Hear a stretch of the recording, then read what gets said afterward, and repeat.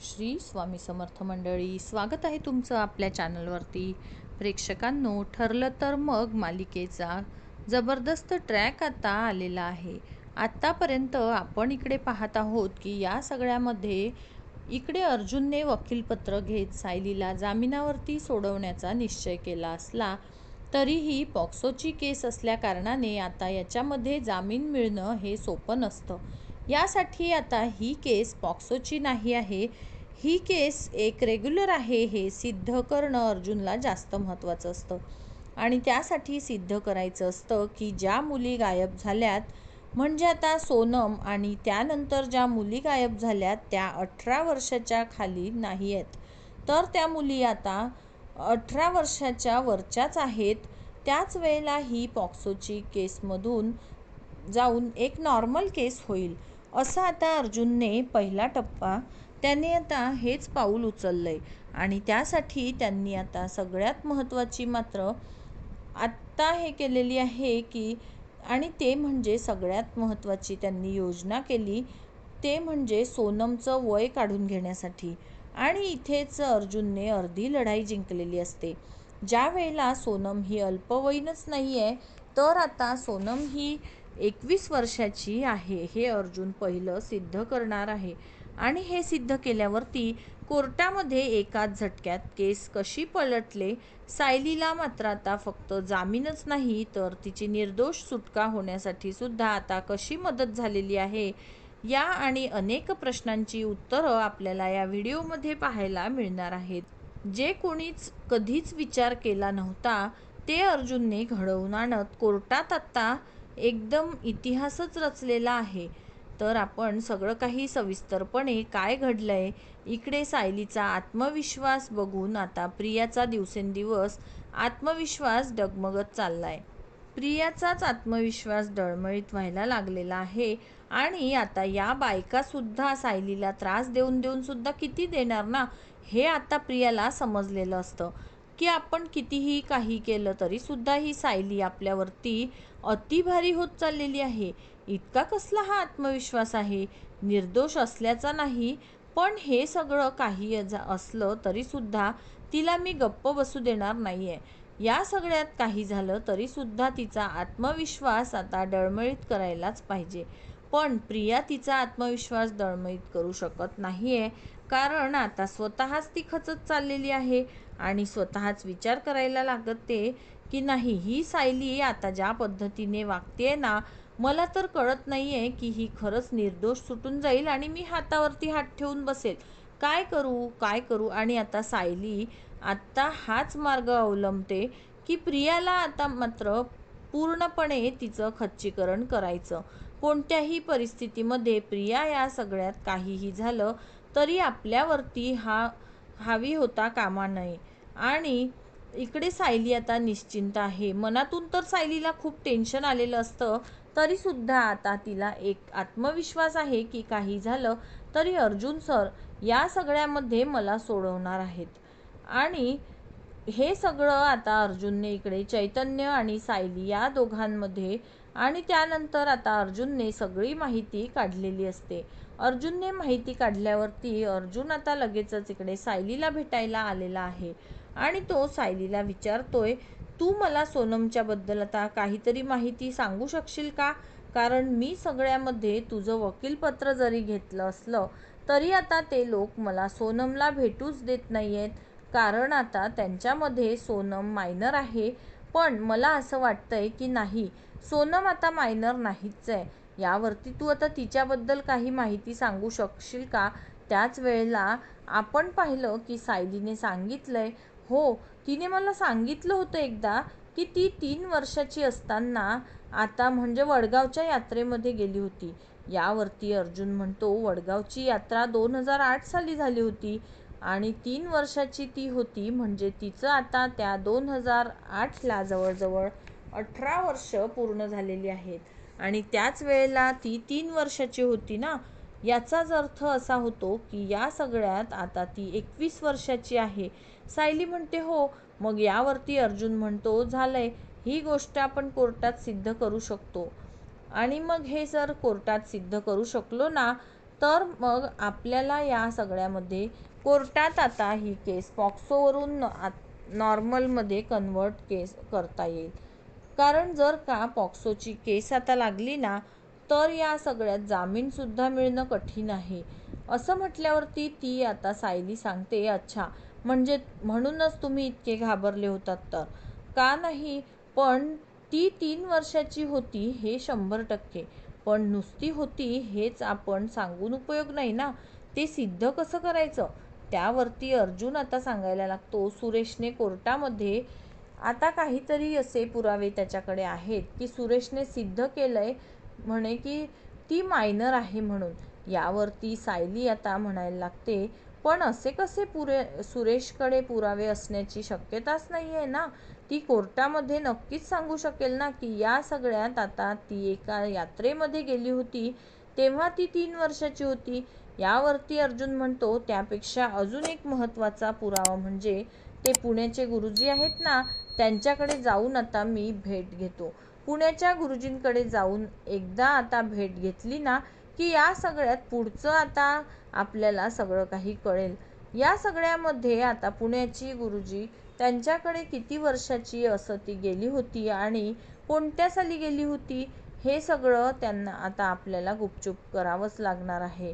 कोणत्याही परिस्थितीमध्ये आता आपण काही केलं तरीसुद्धा इकडच्या कानाची कडी तिकडे लागली नाही पाहिजे.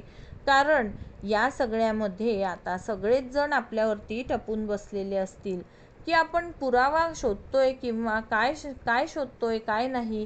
आणि त्या अर्जुन आता चैतन्याला सांगतो, हे बघ म्हणजे कोर्टाची हिअरिंग आता आहे, तू एक काम कर, अर्जंट बेसिसवर आता पुण्याला कॉल कर आणि तुझे कोणी मित्र वगैरे असतील तर त्यांना ताबडतोब त्या पुण्याच्या गुरुजींना इकडे घेऊन यायला सांग. असं म्हटल्यावरती लगेचच आता इकडे चैतन्य सांगायला लागतो, ठीक आहे माझे मित्र आहेत, मी ताबडतोब त्यांना पुण्यावरून त्या माणसाला इकडे आणायला सांगतो. आणि यावरती अर्जुन म्हणतो, अजूनही कोर्टाची हिअरिंग व्हायला बरोबर 3 तास आहेत. हे बघ पनवेलवरून पुण्याला यायला कमीत कमी 1 ते 1.5 तास येतील आणि त्यांना तिकडे भेटायला 2 तासात ते इकडे हजर झालेच पाहिजेत. असं म्हटल्यावरती आता सायली सांगायला लागते, अजून एक गोष्ट मला आता सोनमची आठवते आहे. आणि त्यावेळेला ती आता सांगायला लागते, अर्जुन म्हणतो काय? यावरती ती सांगते की तिने मला सांगितलं होतं की पुण्याला असताना त्यांना आता कन्या शाळेमध्ये ॲडमिशन घेतलं होतं. कदाचित त्या कन्या शाळेमध्ये आपल्याला तिचा बर्थ डेट किंवा तिचं काहीतरी मिळू शकतं की ती कोणत्या इयत्तेत होती. मग आता त्याच्यावरून साधारणपणे वयाचा अंदाज येऊ शकतो ना. आणि तसंही 18 म्हणजे काय, ती 18 फक्त कंप्लीट नाही आहे ना, ती 3 वर्ष तब्बल तिची जास्त आहेत. त्यामुळे नक्कीच आपल्याला काहीतरी पुरावा सापडेल. अर्जुन म्हणतो, ही सुद्धा एक खूप मोठी आयडिया आहे, आपल्या हातामध्ये आलेली आहे. आता त्या चैतन्य एक काम कर, एका मुलाला तू आता त्या कन्या शाळेमध्ये पाठव आणि तिकडून आता तिचं काहीतरी म्हणजे बोनाफाईड वगैरे म्हण किंवा असं काही सर्टिफिकेट आणायला सांग आणि हे सगळं टाईम घ्यायला सांग. यावरती चैतन्य म्हणतो, ठीक आहे अर्जुन, काहीही झालं तरीसुद्धा मी तुझी मदत करणार म्हणजे करणार. असं म्हणत आता या सगळ्यात इकडे अर्जुनने आणि चैतन्याला सांगितल्यावरती चैतन्याने सगळी माहिती काढलेली असते आणि सायली, अर्जुन, चैतन्य हे आता कोर्टाच्या दिशेने जायला निघालेले आहेत. तोपर्यंत आता फोन करून इकडे सांगण्यात आलेलं आहे की प्रिया, हे बघ आपल्या वकिलांनी आता खूप मोठा म्हणजे महिपतने खूप मोठा वकील केलाय आणि ते वकील तयार झालेले आहेत. तो वकील आता सायलीला मात्र जिंकू देणार नाहीये. आणि त्यावरती प्रिया म्हणते, सगळ्यात महत्त्वाचं म्हणजे प्रियाचं डोकं सगळ्यात भारी चालतं बघा. प्रिया सांगते, बाकी काही नाही आहे, पण तिला मायनर सिद्ध करणं हे आपल्यासाठी जास्त महत्त्वाचं आहे. कारण ती जर का मायनर आहे हे सिद्ध झालं तर आणि तरच या सगळ्यामध्ये आता आपण ही केस जिंकली असं समजा. पण ती जर का मायनर आहे हे सिद्ध नाही केलं ना, तर ही केस आपण जिंकू शकणार नाही. कारण या सगळ्यामध्ये काही झालं तरी त्यानंतर आता कोर्टामध्ये केस सुरू होण्याची वेळ आली आहे. कोर्टामध्ये ज्या वेळेला आता केस सुरू होण्याची वेळ आली आणि त्याच वेळेला प्रिया आता या सगळ्यामध्ये स्पेशल परमिशन काढते. कारण तशीही प्रियाला आता या सगळ्यात परमिशन मिळण्याची तीळमात्र सुद्धा आता शक्यता नाही आहे. कारण आता प्रियाचा या केसशी काही संबंध नाही आहे. पण तरीसुद्धा प्रिया आता परमिशन काढते आणि परमिशन काढून प्रिया या सगळ्यामध्ये कोर्टात यायला निघालेली आहे.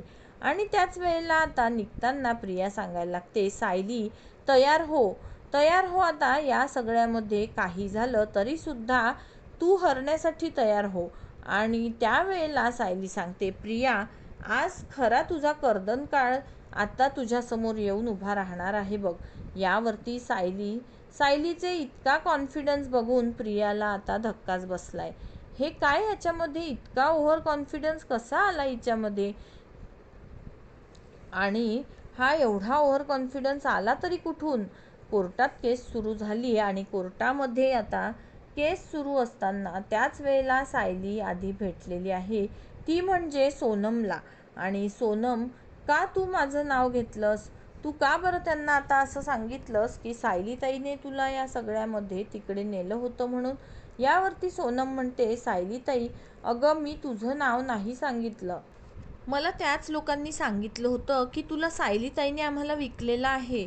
मी काहीच नाही बोलले आणि आता त्यांनी मला धमकी दिली होती की पोलिसांच्या समोर आम्ही जे काही हो म्हणतोय त्याला होला हो कर फक्त. यावरती सायली म्हणते, सोनम मला तू सांग, तू वडगावच्या यात्रेमध्ये जेव्हा तू भाजली होतीस ना, तेव्हा तू 3 वर्षाची होतीस ना, हे कोर्टात सांगू शकशील का? सोनम म्हणते, हो सायलीताई, आणि मी हे पण सांगेन की सायलीताईने माझ्यासोबत काहीच चुकीचं केलेलं नाही आहे. आणि तुला माहिती आहे का, मला समजलंय, तू सुरेशने फोन लावला होता ना तुला, प्रिया नावाच्या मुलीला आणि कोणीतरी महिपत यांच्या नावाला. आता मात्र सायलीला सगळं काही कळलेलं आहे, सगळं तिला सत्य समजलंय. झालं आता कोर्टामध्ये केस उभी राहिलेली असते. अर्जुन आता सांगायला लागतोय की सगळ्यात महत्त्वाचं म्हणजे आता मला माझा एक साक्षीदार बोलवायचा आहे. आणि सोनमला कोर्टामध्ये बोलवलं जातं. सोनमला कोर्टामध्ये आता इकडे सायली आणि सोनम समोरासमोर उभ्या आहेत. सोनम सांगायला लागते, खरं तर सायलीताईने माझ्यासोबत काही चुकीचं केलेलंच नाही आहे. मुळातच सायलीताई आता या सगळ्यामध्ये काही झालं तरीसुद्धा माझ्यासोबत नेहमीच चांगलं वागलेली आहे. मी तिच्याबद्दल कंप्लेंट करू इच्छितच नाही आहे. असं म्हटल्यावरती ती आता इकडे अर्जुन सांगायला लागतो, त्या मुलीचं काही ऐकण्यापेक्षा सगळ्यात महत्त्वाचं म्हणजे आता ती मुलगी आता मायनर नाही आहे. म्हणजे ती काहीही बोलू दे, ती आता 21 वर्षांची मुलगी आहे. ती सायलीला डिफेंड करते असं तुम्हाला जरी वाटत असलं तरी ती जे बोलते आहे ते खरंच आहे. आणि सगळ्यात महत्त्वाची गोष्ट म्हणजे ही केस पॉक्सोपासून कन्व्हर्ट होत आहे. असं म्हणत आता अर्जुनने तिच्या शाळेचे दाखले, त्याचबरोबर ज्या गुरुजींच्या सोबत आता इकडे ती याच्यामध्ये ॲडमिशन घेतलं होतं ते सगळं आता अर्जुनने दाखवल्यावरती आता ताबडतोब इकडे सगळेच जण चपापलेत आणि ही केस पॉक्सोपासून नॉर्मल केसवरती केलेली आहे. एकाच झटक्यात मालिकेची सगळी समीकरणं बदललीत आणि अर्जुनने आता ही केस अर्धी आता इथेच जिंकलेली आहे. ज्या वेळेला अर्जुनने या सगळ्यामध्ये ही केस आता पॉक्सोची नाही आहे हे सिद्ध केलंय आणि क्षणातच सायलीला जामीन मिळालेलं असतं.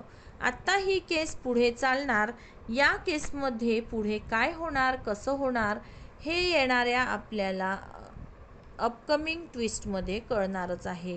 पण सध्या तरी अर्जुनने मोठा म्हणजेच महिलाचा दगड आता गाठलेला असतो, ते म्हणजे सायलीला जामीन मिळवून दिलाय आणि ही केस मात्र पॉक्सोतून काढलेली आहे. आत्ता आपल्याला सगळं काही येणाऱ्या भागात काय होणार आहे, कसं होणार आहे हे सगळं बघायला मिळणारच आहे. तर मंडळी, अशाच नवनवीन डेली अपडेट्स जाणून घेण्यासाठी आपल्या मराठी सिरियल घर या यूट्यूब चॅनलला लाईक, शेअर आणि सबस्क्राईब करायला विसरू नका. भेटूया लवकरच पुढील व्हिडिओमध्ये. तोपर्यंत सगळ्यांनी काळजी घ्या. सगळ्यांना श्री स्वामी समर्थ.